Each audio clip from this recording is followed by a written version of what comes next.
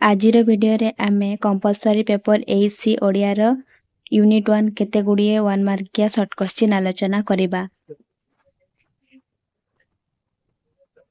ଶବ୍ଦ କାହାକୁ କହନ୍ତି? ଗୋଟିଏ ଅକ୍ଷର କିମ୍ବା ଗୋଟିଏରୁ ଅଧିକ ଅକ୍ଷର ଏକାଠି ମିଶି ଏକ ନିର୍ଦ୍ଦିଷ୍ଟ ଅର୍ଥ ବୁଝାଉଥିଲେ ତାକୁ ଶବ୍ଦ କହନ୍ତି। ଅକ୍ଷର ସଂଖ୍ୟା ଆଧାରରେ ଶବ୍ଦ କେତେ ଅକ୍ଷର ବିଶିଷ୍ଟ ହୋଇପାରେ? ଅକ୍ଷର ସଂଖ୍ୟା ଆଧାରରେ ଶବ୍ଦ 1, 2, 3, 4, 5 ଅକ୍ଷର ବିଶିଷ୍ଟ ହୋଇପାରେ। ବ୍ୟବହାର ଓ ଉଚ୍ଚାରଣ ଅର୍ଥ ଆଧାରରେ ଶବ୍ଦଗୁଡ଼ିକୁ କେତେ ଭାଗରେ ବିଭକ୍ତ କରାଯାଇଛି? ବ୍ୟବହାର ଓ ଉଚ୍ଚାରଣ ଅର୍ଥରେ ପ୍ରତିଶବ୍ଦ, ସମଚାଳିତ ଶବ୍ଦ, ବିପରୀତ ଶବ୍ଦ, ସମାନାର୍ଥବୋଧକ ଶବ୍ଦ ଆଦି ବିଭିନ୍ନ ଅର୍ଥରେ ବ୍ୟବହାର କରାଯାଏ। ତତ୍ସମର ଅର୍ଥ କ'ଣ? ତତ୍ସମର ଅର୍ଥ ତାହା ପରି ଅର୍ଥାତ୍ ସଂସ୍କୃତ ଭାଷା ପରି। ଦୁଇଟି ତତ୍ସମ ଶବ୍ଦ ଲେଖ। ନଦୀ, ଈଶ୍ୱର। ତତ୍ସମ ଶବ୍ଦଟି କେଉଁ ଶବ୍ଦର ମିଶ୍ରଣ ଗଠିତ? ତତ୍ ଓ ସମ ମିଶ୍ରଣରେ ଗଠିତ। ତଦ୍ଭବର ଅର୍ଥ କ'ଣ? ତଦ୍ଭବର ଅର୍ଥ ଭବ ବା ଜାତ, ଅର୍ଥାତ୍ ଓଡ଼ିଆ ଭାଷାରେ କେତେକ ଶବ୍ଦମାନଙ୍କୁ ଜାତ ହୋଇଅଛି। ସଂସ୍କୃତ ଆଉ ତଦ୍ଭବ, ଯେମିତି ନଦୀ ସଂସ୍କୃତ ଶବ୍ଦରୁ ଓଡ଼ିଆ ଅର୍ଥାତ୍ ତଦ୍ଭବ ହେଉଛି ନଈ। ସଂସ୍କୃତରେ କୂପ, ଓଡ଼ିଆରେ କୂଅ। ଦେଶଜ ଶବ୍ଦ କାହାକୁ କହନ୍ତି? ଆମ ଭାଷାରେ ବ୍ୟବହୃତ କେତେକ ଶବ୍ଦ ସଂସ୍କୃତ ବା ପ୍ରାକୃତ ଭାଷାରୁ ଆସିନାହିଁ। ଆମ ଦେଶରେ ବସବାସ କରୁଥିବା ପ୍ରାଚୀନ ଆଦିବାସୀ ଭାଷାରୁ ଆସି ଆମ ଭାଷାରେ ପ୍ରଚଳିତ ହେଉଛି। ତାହାକୁ ଆମେ ଦେଶଜ ଶବ୍ଦ କହିଥାଉ। ଦୁଇଟି ଆଦିବାସୀ ଶବ୍ଦ ଲେଖ। ଅରା, ଚାଡ଼, କଡ଼ି। ଏକପଦୀକରଣ କାହାକୁ କହନ୍ତି? ଦୁଇ ବା ତତୋଧିକ ଶବ୍ଦପୁଞ୍ଜକୁ ସଂକ୍ଷେପରେ ପ୍ରକାଶ କରିବା ପ୍ରକ୍ରିୟାକୁ ଏକପଦୀକରଣ କୁହାଯାଏ। ସମାଚାରିତ ଶବ୍ଦ କାହାକୁ କହନ୍ତି? ଭାଷାରେ ଯେଉଁ ଶବ୍ଦଗୁଡ଼ିକ ଏକାପରି ଉଚ୍ଚାରିତ ହେଲେ ମଧ୍ୟ ବିଭିନ୍ନ ଅର୍ଥ ପ୍ରକାଶ କରନ୍ତି ସେଗୁଡ଼ିକୁ ସମଚାରିତ ଶବ୍ଦ କୁହାଯାଏ। ଯୋଗ ଶବ୍ଦଟି କିପରି ଉତ୍ପତ୍ତି ହୋଇଛି? ଯୁଜ ଯୁକ୍ତ ଅ ସମାନ ଯୋଗ। ଶୈବ ଶବ୍ଦଟି କିପରି ଉତ୍ପତ୍ତି ହୋଇଛି? ଶିବ ଯୁକ୍ତ ଅ ଶୈବ। ଅର୍ଦ୍ଧରାତ୍ରି ଶୁଦ୍ଧ କରି ଲେଖ। ଅର୍ଦ୍ଧରାତ୍ରି ଦେଖ, ଅର୍ଦ୍ଧରାତ୍ରି ଅଛି, ଏଇଟା ଅର୍ଦ୍ଧରାତ୍ର ହେବ। ପୂର୍ବାହ୍ନ ଶବ୍ଦ କରି ଲେଖ। ପୂର୍ବାହ୍ନ ଶବ୍ଦର ଶୁଦ୍ଧ କରି ଲେଖ। ପୂର୍ବାହ୍ନ ଏଠି ନ ଅଛି, ପୂର୍ବାହ୍ନ ହେବ ପୂର୍ବାହ୍ନ।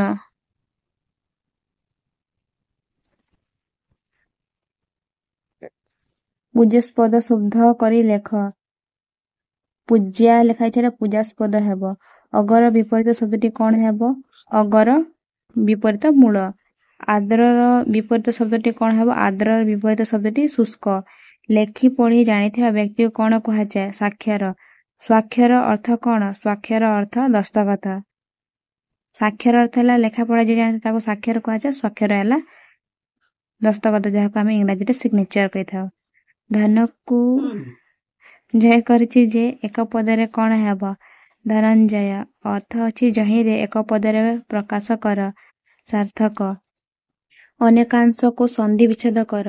ଅନେକ ଯୁକ୍ତ ଅଂଶ, ଅନେକାଂଶ। ରକ୍ତାକ୍ତକୁ ସନ୍ଧି ବିଚ୍ଛେଦ କର। ରକ୍ତ ଯୁକ୍ତ ଅକ୍ତ, ରକ୍ତାକ୍ତ। ଶବ୍ଦର କେତୋଟି ରୂପ ଥାଏ? ଶବ୍ଦର ଦୁଇଟି ରୂପ ଥାଏ, ଯଥା ଆଙ୍ଗିକ ଆଉ ଗୋଟେ ହେଲା ଆତ୍ମିକ। ମୌଳିକ ପଦ କାହାକୁ କହନ୍ତି?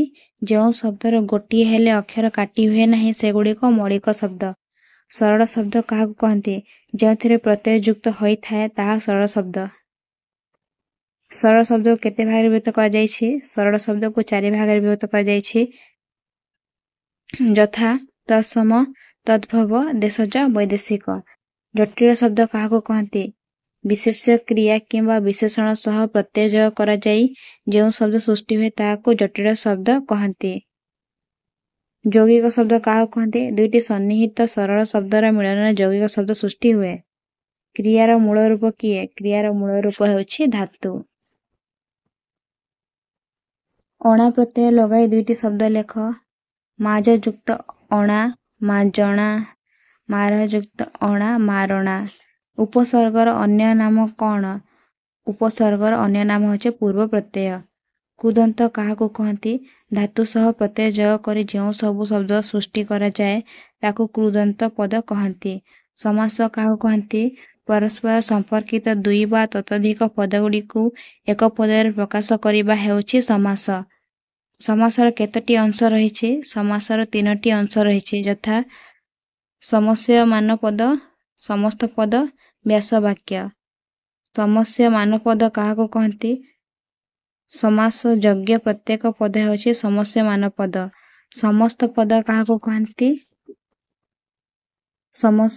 ସମସ୍ୟମାନ ପଦ ଗୁଡ଼ିକ ସମାସ ଯୁକ୍ତ ହେଲେ ଯେଉଁ ପଦ ନିଷ୍ପନ୍ନ ହୁଏ ତାହାକୁ ସମସ୍ତ ପଦ କହନ୍ତି। ବ୍ୟାସ ବାକ୍ୟ କାହାକୁ କହନ୍ତି? ସମସ୍ୟମାନ ପଦ ଗୁଡ଼ିକ ମଧ୍ୟରେ ଥିବା ଅନ୍ୱୟ ବା ସମ୍ପର୍କକୁ ଜାଣିବା ପାଇଁ ଯେଉଁ ବାକ୍ୟ ବା ପଦ ବିନ୍ୟାସ କରାଯାଏ ତାକୁ ବିଗ୍ରହ ବାକ୍ୟ, ବ୍ୟାସ ବାକ୍ୟ କହନ୍ତି।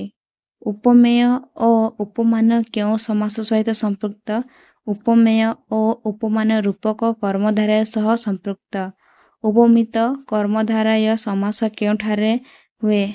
ଯେଉଁଠି ପୂର୍ବପଦ ଉପମେୟ ଏବଂ ପରପଦ ଉପମାନ ଥାଇ ସମାସ ହୁଏ ସେଠାରେ ଉପମିତ କର୍ମଧାରୟ ସମାସ ହୁଏ। ଦଶାନନ ଏହା କେଉଁ ସମାସ? ଦଶାନନ ଯାହାର ଦଶାନନ ବା ବହୁବ୍ରୀହି ସମାସ ଏହା। ଦ୍ୱିଜଙ୍କ ନିମିତ୍ତ ଏହା କେଉଁ ସମାସ? ଦ୍ୱିଜଙ୍କ ନିମିତ୍ତ ଏହା ଦ୍ୱିଜାର୍ଥ, ଏହା ନିତ୍ୟ ସମାସ। ସନ୍ଧି କାହାକୁ କହନ୍ତି? ପ୍ରଥମ ଶବ୍ଦର ଶେଷ ଅକ୍ଷର ଏବଂ ଦ୍ୱିତୀୟ ଶବ୍ଦର ପ୍ରଥମ ଅକ୍ଷର ମଧ୍ୟରେ ମିଳନ ଘଟି ଯେଉଁ ଶବ୍ଦ ସୃଷ୍ଟି ହୁଏ ତାହାକୁ ସନ୍ଧି କହନ୍ତି।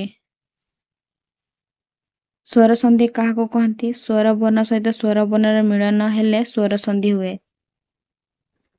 ବିସର୍ଗ ସନ୍ଧିର ଅନ୍ୟ ନାମ କଣ? ସଂଜାତ ବିସର୍ଗର ଜାତ ବିସର୍ଗ। ବ୍ୟଞ୍ଜନ ସନ୍ଧି କାହାକୁ କହନ୍ତି? ବ୍ୟଞ୍ଜନ ବର୍ଣ୍ଣ ସହିତ ସ୍ୱର ବର୍ଣ୍ଣର ମିଳନ ଘଟିଲେ ବ୍ୟଞ୍ଜନ ସନ୍ଧି ହୋଇଥାଏ। ଦିଗ୍ବିଜୟକୁ ସନ୍ଧି ବିଚ୍ଛେଦ କର। ଦିକ୍ ଯୁକ୍ତ ବିଜୟ, ଦିଗ୍ବିଜୟ। ଲାଭ କ୍ଷତି ଏକ କି ଶବ୍ଦ? ଲାଭ କ୍ଷତି ଏକ ଯୁଗ୍ମ ଶବ୍ଦ। ବଗର ସ୍ତ୍ରୀଲିଙ୍ଗ କଣ ହେବ?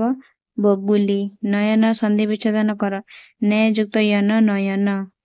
ଆମ ଭାଷାରେ କେତେ ପ୍ରକାର ଯୁଗ୍ମ ଶବ୍ଦ ଅଛି?